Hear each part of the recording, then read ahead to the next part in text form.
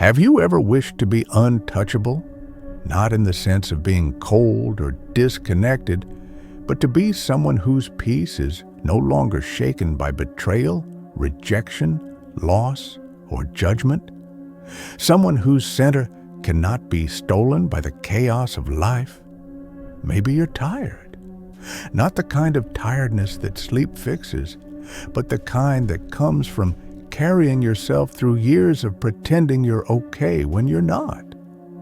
That silent, invisible fatigue, the exhaustion of holding yourself together while quietly falling apart. Maybe you're tired of being everything for everyone, living with the pressure of being strong, composed, kind, and unbreakable, while deep inside all you really want is to breathe, to fall apart safely just for a moment. There's something no one told you. Maybe because they didn't know how to say it. Maybe because they were pretending too. But I'll say it for you now, here on the Unseen Psyche. The more you run from your pain, the more it owns you. The more you try to numb, escape, avoid, or mask your wounds, the more they decide your life. Pain that is not transformed is transmitted. It doesn't disappear just because you ignore it. It becomes the tension in your chest, the sharpness in your words, the fear behind your silence, the rage behind your smile. And it's not your fault. You were taught to survive, not to feel. You were taught that crying is weakness, that needing others is shameful, that vulnerability makes you breakable. But that teaching was a lie. The truth is, you don't become strong by becoming less human. You become strong by becoming fully human. Carl Jung said, "We cannot change anything unless we accept it." Condemnation does not liberate, it oppresses. And isn't that what we've done with our own emotions? Condemn them, suppress them, judge them. You can't heal what you're still ashamed of. The pain you're hiding from is not your enemy. It is your teacher. And like any good teacher, it will keep returning until you're ready to learn what it came to show you. You think your pain is caused by the things that happened to you, the way they left, the way they talked to you, the way they looked at you like you didn't matter. But the truth is more subtle, more painful, and more liberating. What hurts you isn't the thing itself. It's what it touches inside you. The experience is external, but the wound is already within. Jung believed that the outer world reflects the inner one, that we react strongly only when something outside touches something unresolved inside. He wrote, "Everything that irritates us about others can lead us to an understanding of ourselves." This is the hidden architecture of emotional suffering. You aren't reacting to life. You're reacting to your past through life. You're reacting to memory. That's why a single sentence can break you. That's why someone's absence can make you feel like you're vanishing. You're not weak. You're wounded. And wounds don't heal through avoidance. They heal through awareness. That's why here on the Unseen Psyche, we don't teach you to escape pain. We guide you through it. Because the way out of suffering isn't in building stronger walls. It's in becoming so deeply rooted in self-awareness that you no longer fear the storm. Being untouchable doesn't mean nothing affects you. It means nothing controls you. You stop living on autopilot. You stop letting the unconscious steer the ship of your life. Jung said it best. Until you make the unconscious conscious, it will direct your life, and you will call it fate. So much of what you call fate, your failed relationships, your explosive reactions, your self-sabotage, it isn't fate at all. It's the unconscious calling out for your attention. These aren't failures, they're messages. Messages from the parts of you you've buried. your inner child, your unmet needs, your repressed emotions. When you ignore them, they don't vanish. They disguise themselves in your anxiety, in your numbness, in the haunting sense that something is always missing, even when everything seems fine. And that's the turning point. The moment when you stop asking, "Why is this happening to me?" and start asking, "What is this showing me about me?" That shift is everything, because it returns your power.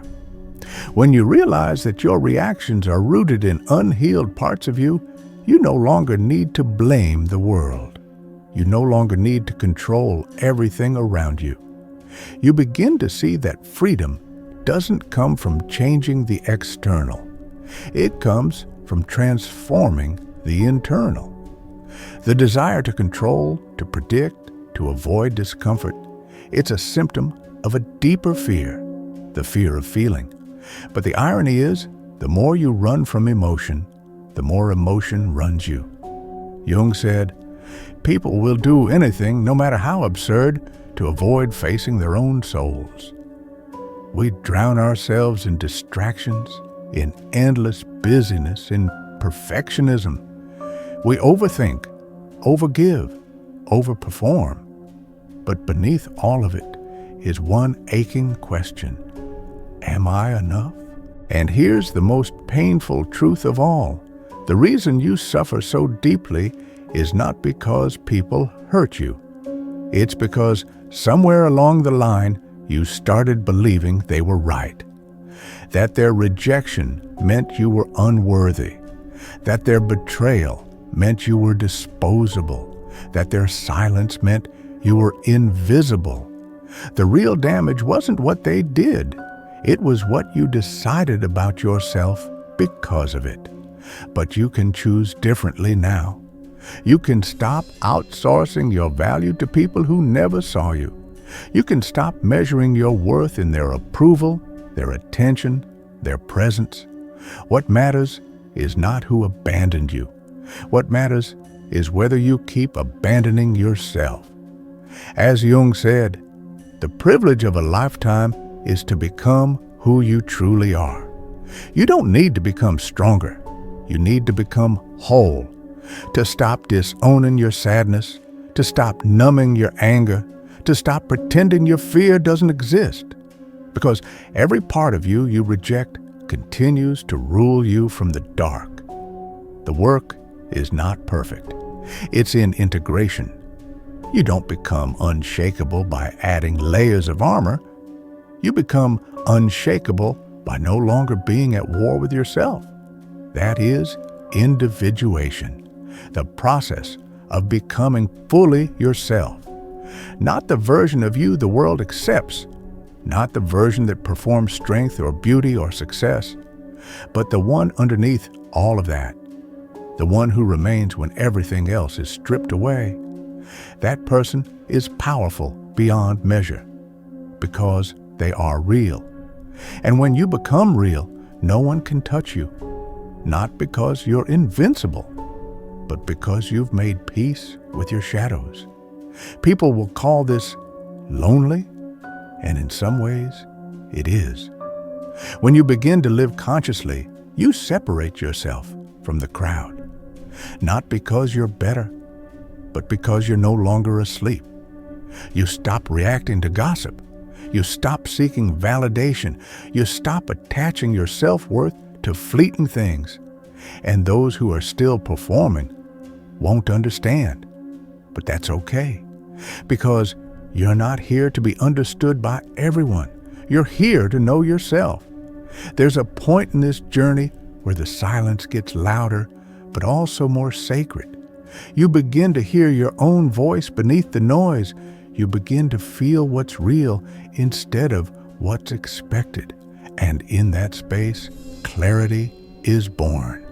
And clarity, true awareness, is the most powerful form of protection there is. Because when you know who you are, when you've made peace with what's within you, no one can use it against you. Not their absence, not their opinion, not even your own doubt. And that right there, is what makes you untouchable. If this message touched something inside you, if it brought light to something buried, write in the comments, "I choose awareness." Say it for yourself. Declare it. This is not just a video. This is a step into a different kind of life. A life that doesn't rely on masks, on roles, or on the approval of others. A life rooted in truth. And don't stop here. This is only the beginning. The next video on the Unseen Psyche will take you even deeper into the unconscious forces that shape our relationships, our choices, and our sense of self. We're not here to survive by pretending to be strong. We're here to live fully, consciously, and with soul. I'll see you in the next one.